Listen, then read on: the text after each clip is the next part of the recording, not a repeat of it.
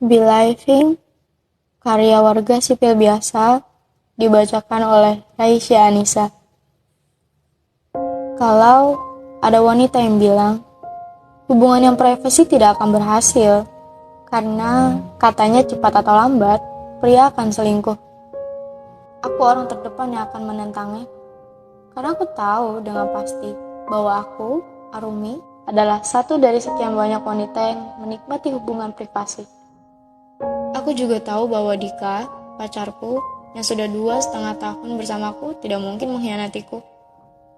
Hubungan kami baik-baik saja tuh, meski kita pernah memposting kemesraan di sosial media. Tidak berat bagi kami menjalani hubungan privasi. Kami saling melengkapi, meski tak satu orang pun yang memvalidasi. Kami kotak misteri yang terkunci, dengan aku sebagai gemboknya dan Dika sebagai kuncinya. Kami seperti bulan dan kesunyian yang bermesraan di ujung malam tanpa seorang pun bisa menyaksikan. Kami bertemu 3 tahun lalu di sebuah coffee shop di daerah Setiabudi, Kota Bandung. Setiap Jumat malam, aku selalu ke sana bersama kawanku, Diana. Ya, untuk menghibur diri dari revisi skripsi yang terus menghantui saat itu. Saat itu Dika adalah gebetannya Diana. Malam itu, pertama kalinya aku bertemu Dika. Sebelumnya aku hanya mendengarnya dari cerita Diana. Diana bilang, mereka bertemu di kolom komentar postingan dagelan. Katanya, dia komen emoticon batu. Lalu Dika membalas komentar itu dengan emoticon love. Lalu mereka DM-an, lanjut WhatsApp, terus jalan bareng deh untuk pertama kalinya malam itu. Tidak ada yang menarik bagiku dari sosok Dika. Bagiku, kulit itu terlalu mulus untuk seorang lelaki. Dengan behel dan kalung emas KW yang ia pakai, yang aku yakin harganya cuma 25.000 di Shopee. Entahlah, saat itu bagiku ia terlihat seperti cowok TikTok yang suka membuat video jedak-jeduk sambil menjulurkan lidahnya. Setelah beberapa jam kami mengobrol, dari kiri ke kanan, akhirnya ada sesuatu yang aku kagumi dari Dika. Sebuah konsep yang ia ucapkan dengan lantang. Bagiku, hubungan itu gak usah diposting-posting. Untuk apa? Untuk mengais puja-puji dari orang-orang. Itu semua fana, ilusi. Orang-orang itu memuji sampai berharap kita hancur. Sebuah kalimat yang cukup tajam keluar dari mulutnya. Tapi entah kenapa aku setuju dengan apa yang Dika katakan. Banyak hal seksi di dunia ini. Ada lelaki yang seksi karena wajahnya, ada juga seksi karena bentuk tubuhnya, dan ada juga seksi karena konsep hidup yang ia pegang. Seperti Dika. Beberapa bulan dari situ, Diana bilang padaku kalau dia sudah putus dengan Dika. Diana bilang Dika selingkuh. Diana bilang kalau konsep Dika agar tidak mengumbar hubungan di sosial media hanyalah alasan dia agar bebas untuk berselingkuh. Tapi bagiku itu hanya tuduhan tak berdasar dari Diana. Karena tanpa sepengetahuannya, aku sudah sering DM dengan Dika. Dika sering curhat padaku kalau Diana selalu memaksanya untuk memposting fotonya di Instagram. Memang sulit bagi Diana untuk menjalankan konsep hubungan yang privacy. Karena aku berteman dengannya sudah lebih dari 5 tahun. Aku tahu betul hasrat pamernya yang tak bisa dibendung. Dari situ, hubunganku dengan Dika semakin dekat. Kami punya banyak kecocokan, terutama dalam konsep-konsep kehidupan. Seperti pandangan kami tentang cara menikmati kopi. Bagi kami, kopi itu harus pahit. Bagi kami, mencampur kopi dengan gula atau susu merupakan bentuk arogansi manusia untuk menutupi cita rasa asli secangkir kopi. Ya, perlahan, penampilan cowok TikTok Dika termaafkan. Dengan pemikiran-pemikiran yang menarik. Karena kecocokan itulah, akhirnya kita memutuskan untuk berpacaran. Dengan syarat, tidak perlu posting di sosial media, tidak perlu saling tukar password Instagram, tidak saling cek HP satu sama lain. Karena kata Dika, kalau masih ada kecurigaan, berarti kita berhubungan dengan orang yang salah. Dika adalah cowok paling dewasa dan bijaksana yang pernah berhubungan denganku. Dika membebaskanku bermain dengan sahabat lelakiku, seperti saat aku izin untuk camping saat itu. Yang aku camping sama teman-teman, tapi banyak cowoknya. Gak apa-apa, dengan tenang Dika menjawab, selama kamu happy, aku juga happy. Ya baguslah, memang seharusnya ada laki-laki. biar ada yang jagain. Lagi pula aku percaya sama kamu. Dika juga bisa dibilang romantis. Ya, meskipun agak random sih. Di anniversary pertama kita, di sebuah cafe, tiba-tiba band memainkan lagu We Are The Champion. Lalu datang 2 orang pegawai membawakan piala setinggi 165 cm. Dengan tulisan, wanita tercantik di alam semesta, Arumi. Dika bergegas lari ke arah band, merebut mic dari vokalisnya dan berteriak, "Beri tepuk tangan yang meriah untuk Arumi, wanita tercantik di alam semesta." Jujur saja, aku malu saat itu. Tapi ada bahagia yang tak bisa aku jelaskan. Saat itu, yang aku tahu, aku mencintai Dika. 6 bulan lalu, Dika melamarku. Di hari anniversary kedua kita, malam itu Dika mengantarku pulang. Saat aku turun dari motornya, Dika bilang, "Tunggu dulu sebentar." Dika mengeluarkan kertas bertuliskan puisi dari saku jaket jeans yang ia kenakan. Dika membacakan puisi itu dengan indah, dengan lantang dan gagah. Bak penyair ulung, kata-kata di puisi itu berhasil membius jiwaku. Kau berbeda, kau istimewa. Karena aku tahu, aku tak butuh wajah untuk dinikmati. Aku tak butuh tawa untuk sekedar menyenangkan. Apalagi penampilan yang hanya akan mempesonakan. Ada yang lebih dari itu, yaitu hati dan kesetiaanmu. Aku berdiri tersenyum kagum. Tak menyangka si anak TikTok ini bisa membuat puisi seindah ini. Dika melipat kertas itu, lalu mengeluarkan kotak cincin di saku kanan jaketnya. Sambil berlutut, Dika bilang, "Arumi, menikahlah denganku." Mendengar itu, air mataku jatuh. Aku hanya bisa mengangguk tanda setuju dan memeluk Dika erat. Hari ini adalah jadwal take foto prewedding kami. Tema foto prewedding kami vintage gitu. Dari pagi, aku excited banget. Aku gak bisa berhenti bercermin. Aku merasa sangat cantik hari ini. Perpaduan gaun putih dan mahkota bunga yang aku kenakan, serta aksesoris seperti cincin dan kalung membuatku merasa sempurna. Aku gak sabar lihat ekspresi Dika saat melihatku. Tadi malam Dika bilang, "Besok aku gak jemput ya. Kita ketemuan dulu di coffee shop Setiabudi. Baru dari sana kita ke tempat foto preweddingnya bareng." Dasar Dika, pasti dia mau ngasih aku kejutan. Hal itu juga yang membuatku senyum-senyum sendiri dari pagi. Aku tak sabar melihat kejutan apa yang sudah dikasiapkan untukku. Sumpah, kali ini aku gak bisa diem. Sampai mama bilang, "Bahagia banget, Neng. Kayak anak kecil dikasih es krim." Sampai naik ojol pun aku masih senyum-senyum sendiri, sambil menggoyangkan kepala ke kanan dan ke kiri. Sampai mama ojolnya bilang, "Neng, boleh jangan gerak-gerak gak? Ini saya gak enak bawa motornya." "Oh, iya Pak, maaf. Hari ini saya mau foto prewed. Seneng banget. Doain ya Pak." Jawabku cengengesan. "Iya, saya doain, tapi jangan gerak-gerak terus," jawab mama ojolnya. Sampai di depan coffee shop, aku bergegas lari ke arah pintu masuk. Tak sabar ingin ketemu Dika, sampai lupa helm ojol masih terpasang di kepalaku. Mama ojolnya teriak, "Neng, helm!" Aku berbalik sambil tersenyum ke arah mama ojolnya. "Maaf ya Pak, mau prewedding. Doain ya Pak," ucapku. "Iya saya doain, tapi helm saya jangan diambil. Saya nggak bisa narik nanti," jawab mama ojolnya. "Ini Pak, makasih ya Pak." Aku memberikan helm ojolnya, lalu bergegas masuk ke dalam coffee shop. Di lantai 2, di meja paling pojok sebelah kiri, aku melihat Dika sedang duduk. Dika tampan sekali hari ini. Dengan setelan yang ia kenakan, kemeja putih yang dibalut jas coklat, tak lupa sepatu pantofel, serta rambutnya yang klimis. Terlihat sangat serasi dengan setelan yang aku kenakan. Aku bergegas menghampiri Dika. "Tada! Tuan Putri datang."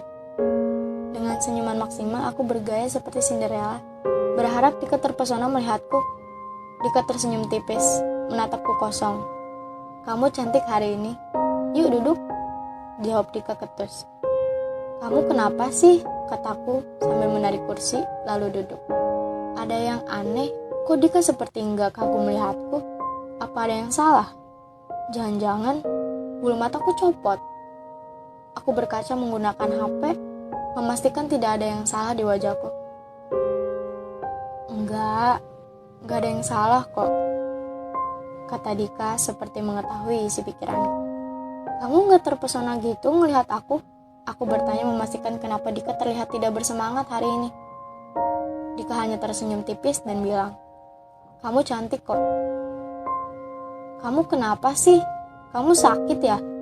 Kalau sakit kita undur aja foto prewednya. Gak apa-apa kok. Jangan maksain, nanti tambah parah, tanyaku. Dika tak menjawab pertanyaanku. Dika hanya tersenyum tipis, memandang kosong ke arah langit-langit, sambil menghembuskan asap rokoknya. Melihat kelakuannya, aku makin tersenyum lebar. Dika memang jago akting. Ini pasti akal bulusnya ngebuat aku kecewa. Lalu tiba-tiba datang kejutan yang tak terduga. Dika memang penuh kejutan. Waktu itu di hari ulang tahunku, dia pernah pura-pura pingsan. Di tempat yang sama, di meja yang sama. Aku panik banget saat itu. Aku memanggil orang-orang di sekitar sampai nangis. Tapi setelah itu tiba-tiba datang teman-temanku membawakan kue ulang tahun, lengkap dengan lagu Jamrut yang mereka nyanyikan. Dika memang penuh kejutan. Hari ini, apa ya kejutan yang Dika siapkan? Karena aku lihat kafe juga kosong. Hanya ada kita dan 2 orang anak SMA di lantai bawah. Aku melihat seisi ruangan mencari apakah ada orang suruhan Dika yang sedang bersembunyi. Saat aku sedang memandang ke arah toilet, tiba-tiba Dika bilang, Enggak ada kejutan hari ini. Lagi-lagi dia tahu apa yang aku pikirkan. Siapa juga yang ngadepin kejutan? Aku lagi nyari pelayan, mau pesen kopi. Jawabku mencoba mencari alasan. Udah aku pesenin, jawab Dika singkat. Betul saja, gak lama datang pelayanan, membawakan pesanan kami. 2 hot americano no sugar dan 2 shot espresso ya kak, silahkan. Terima kasih mas. Mas, aku cantik gak hari ini? Aku mencari validasi dari orang lain saja, karena Dika tidak memujiku hari ini. Cantik mbak, kayak Lady Diana, jawab si pelayan coffee shop. Thank you mas. Aku tersenyum sambil mengacukan jempol ke arah pelayan yang sedang menuruni tangga. Saat aku menoleh ke arah Dika, tatapan Dika masih kosong. Aku gak tahan lagi. Kamu sebenarnya mau ngasih kejutan apa sih? Godaku sambil mencubit pipi Dika. Gak ada kejutan, jawab Dika sambil melepas cubitanku di pipinya. Ini pasti dia lagi acting. Dia pasti lagi mau buat aku nangis, lalu memberiku kejutan. Arumi, tiba-tiba Dika memanggil namaku. Iya, apa sayang? Jawabku sambil menatap Dika. Pasti Dika mau memberiku kejutan sekarang. Kamu inget gak waktu pertama kali kita sepakat untuk berpacaran? Tanya Dika. Ingat? Waktu itu kamu nembak aku saat kita lagi makan batagor di depan lapangan gazebo.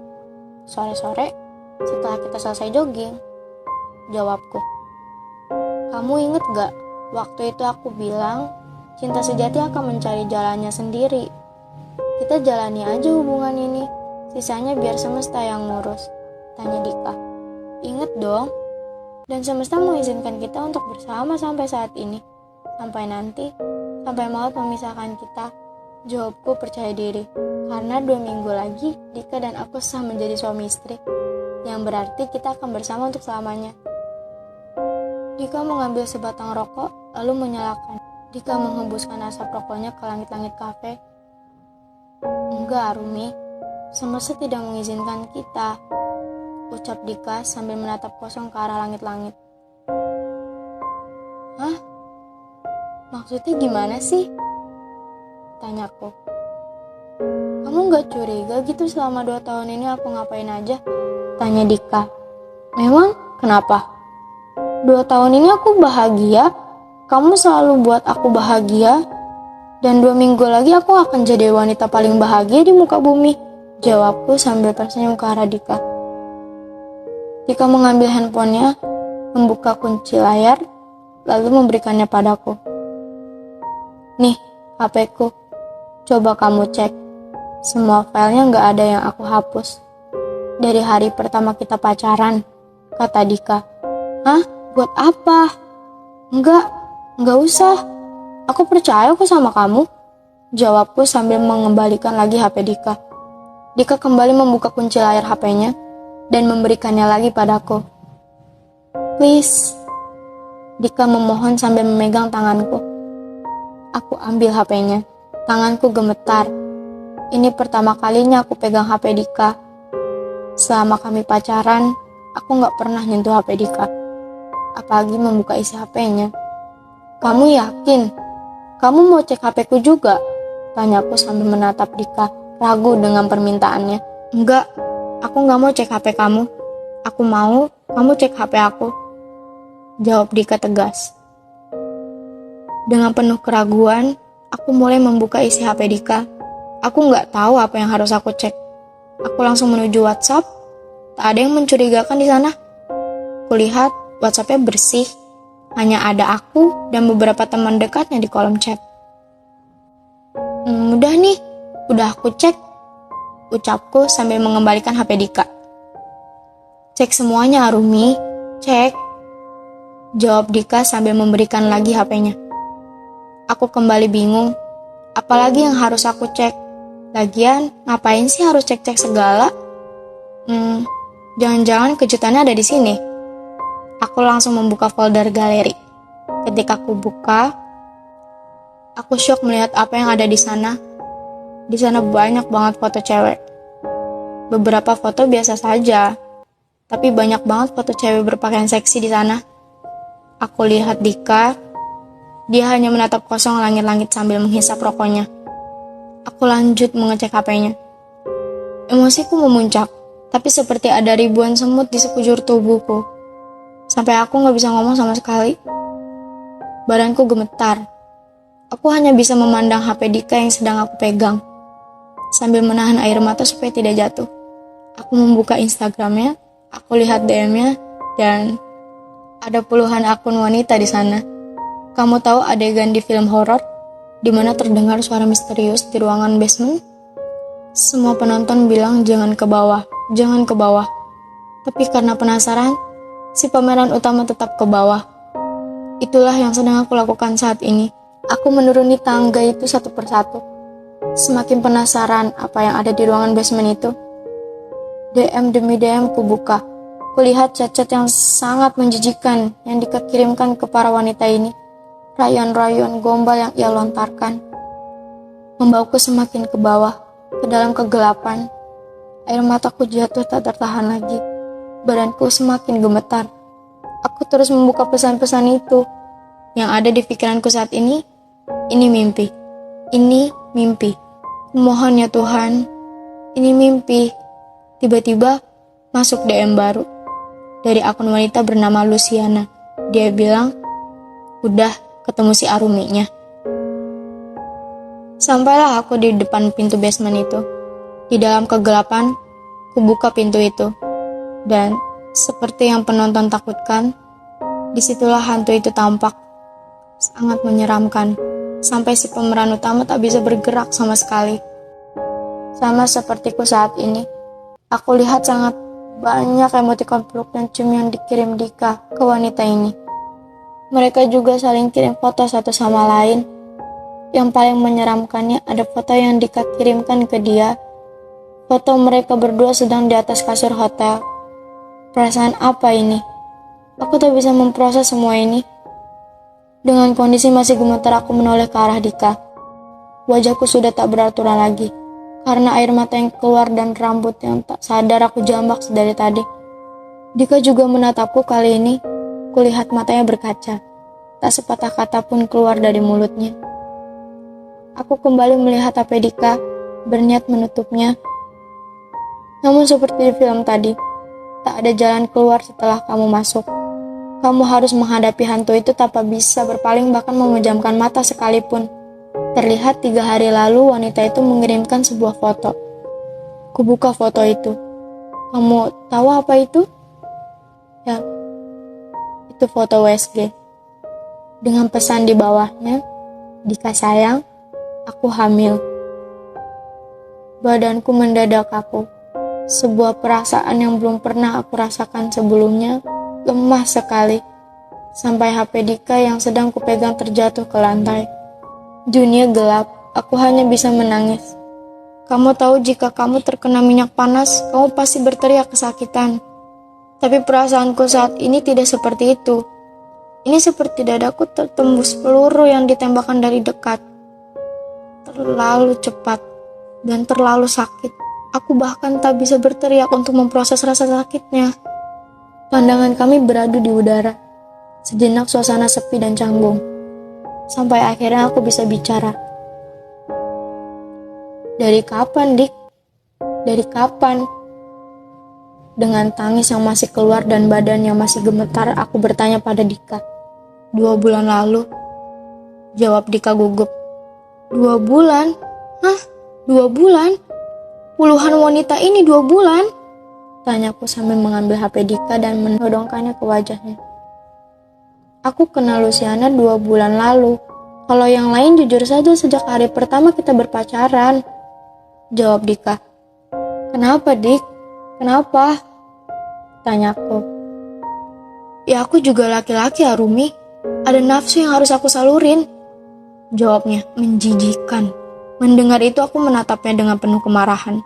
Tak menyangka kalimat itu keluar dari mulut Dika. Sosok yang selama ini aku kagumi karena kedewasaannya. Kenapa kamu gak putusin aku aja kalau gitu? Kenapa berani-beraninya kamu ngajak aku nikah? Ucapku.